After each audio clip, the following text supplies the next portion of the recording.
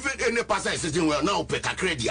Now why kakra mean why Shatta Wale last time pick a credit? Mami brem kakra mean where be man. Then matter close. But look at baby. Now you don't know him more than I do. You don't know him more than God knows him, and you prophesy and you predict and you expect the father who did the impregnation to sit down and sit aloof and not comment on it. Then I'll be doing a very great disservice, first and foremost to Shatta Wale, second maybe to God, first and foremost, the second child, and then his siblings and his fans. We need to react to it, and I'm saying that I had a prophecy. So anybody that jokes to Shatta and thinks that he can get away with it, that's his cup of coffee. It's not mine. It's not mine. That's his cup of coffee. Whether the person is a prophet or is a pastor or is a reverend minister or whatever.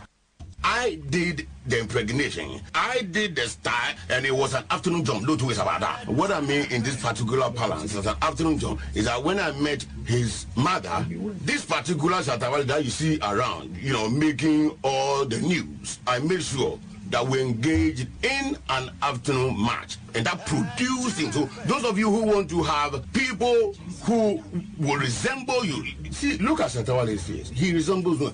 If it were not an afternoon job, what else could that be? I will tell you in plain language that that is my character. I don't need to go back to history, what I have done before and what I'm doing today. I have my journalist here. He knows what I'm doing currently now. It is even more than what Shatta is doing. I am highly controversial. I will hide it from Tom, Dick, and Harry, including their cousins. I am highly controversial. And this time, what I've been saying to people is that I am led to stage and write a movie which I would describe as Rambo 8. Rambo 8. There were a lot of things that I thought that one was, even at a point in time, was evasive towards my questions. And that was not good. And I could have gone on and on and on. But remember that all the things that all of us do, we try to do it in the national interest. I cannot imagine that a special prosecutor will have everything that I, as a member of parliament, expect. So I pardoned some of the things, and at one point in time, I even thought that if I continue, because there were many other things that I wanted to say, but I thought that maybe if I go into those areas, I don't know the day he goes to sit as special prosecutor, and may not really augur well for us as a state. But believe me, I wasn't satisfied at all. I hear the you. question, but I have to vote for it. Okay, now, YB, you. Can I just say this before we move on? I stand on that order 172. A lot of people think that, oh, this one is going to be a walkover in Parliament. You have already approved him. No, we have not. The court has to come. You know the interesting thing about our rules? I voted for him at the committee. I could come to the floor and vote against. Sure. Because now what we are going to do playing now, the devil advocate. What we are going to do, if you look at our standard orders, when it comes to appointments committee, we are 26 members. Once one person decides otherwise, you can only do that by secret ballot on the floor of Parliament. And you know what secret ballot can do?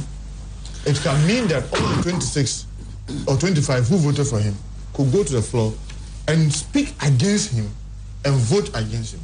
And the rules of the House allows you to change your mind between the committee and the floor. I'm not saying that that's what members will do. But most importantly, members should know the way they are saying, oh, unanimous. No, he has to go through voting, unfortunately, on the floor of the House. Yeah. And it has to be secret ballot. Maybe Tuesday, Wednesday.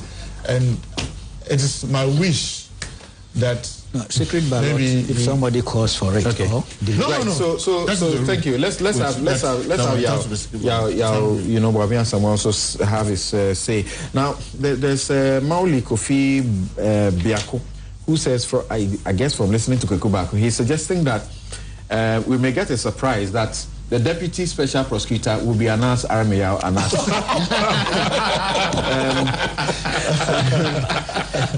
I think though that he may not qualify by virtue of the number of years he has been to be at the bar. 10 years. Yes. Interesting. Yes. Most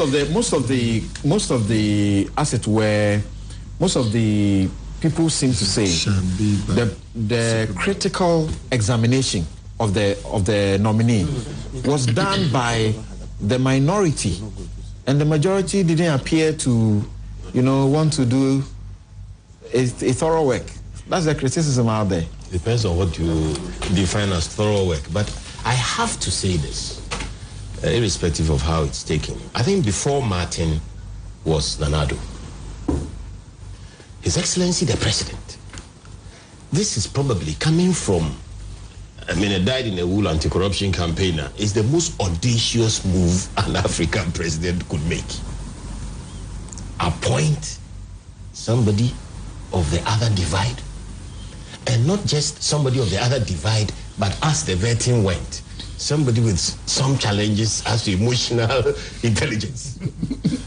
Over the years, is someone who refuses to see his boss as his boss. He said Obeda Samuel was never his boss. They were equals. He said he was his deputy. In that he talks of he was his deputy. Yeah. The boss was being in present tense. Say he's not my boss. Yeah. But if you go there, you say I was his deputy. Very interesting. So the Attorney General is not going to be his boss. Yes. This is a man who has never been afraid to say his mind. It doesn't matter the environment he's in, and his antecedents were very harsh as far as corruption, fighting, and control are concerned. And yet, the president was bold enough. And it's not as if he's met him behind closed doors or anything. And Marty himself said it, that he's spoken to the president probably twice on the phone since the nomination and all that, or even before the nomination, once before the nomination and after also. He's spoken to him on the phone twice. So, Nanado is going purely on the question of restoring trust in fighting corruption. Sounds of people in the NPP, including those in parliament, say he will mess him up. Let me confess, on the day of the appointment, I had just walked out of a cash for seat sitting and spoken to the media. And as I swiveled from the interview, one of the young men ran to me and said, Marty is a special prosecutor. It didn't click. I was walking away. And then the young man said, oh, the president has nominated Marty Amidu as a special prosecutor. What do you say? I ran away from the mic. I see. I had to collect my thoughts. And what has the president done? That's what I thought. What has the president done? Indeed, if we are going to... This is a special purpose vehicle targeted at politically exposed persons, the cognoscenti of our country, who literally control the processes where we find most of the corruption. And it's a very bold move. Having said that, however... without rudely interrupting, where I disagree with you, believe me, by the time the president was considering Martin, he has seen Martin to be even worse than an MPP person against NDC. Well, because of his utterances and his composition, I will fight them with the last band. Okay, we have gone over that. We have gone over that. But I am convinced now, having watched his vetting, and it's on 3 grounds. The first is that I don't think when it comes to the law, he's erratic at all. After watching the vetting, I am convinced that only Martin, as a first-time special prosecutor, can establish this office properly. In the milieu in which we operate, he has the cojones. You know what the cojones are? He will translate for you. He has the cojones to establish this office in our singular environment where everybody is connected to everybody and we all tolerate this cancer, which is destroying our nation. Having said that, 3 things that happened at his vetting that convinced me that he's the right man. He said, in reaction to one of the political questions about whether he was MPP, NDC, whether he was in witch hunting or otherwise, that he would have to operate on the basis of the law. That he can just get up and prosecute corruption on the basis of reports. He had to have reliable witness statements.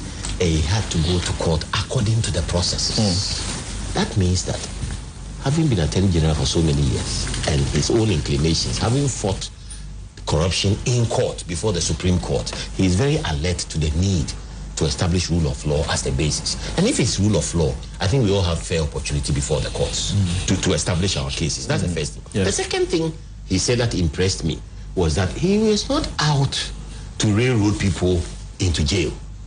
in that he is going to focus on plea bargaining, recovery, prevention and recovery.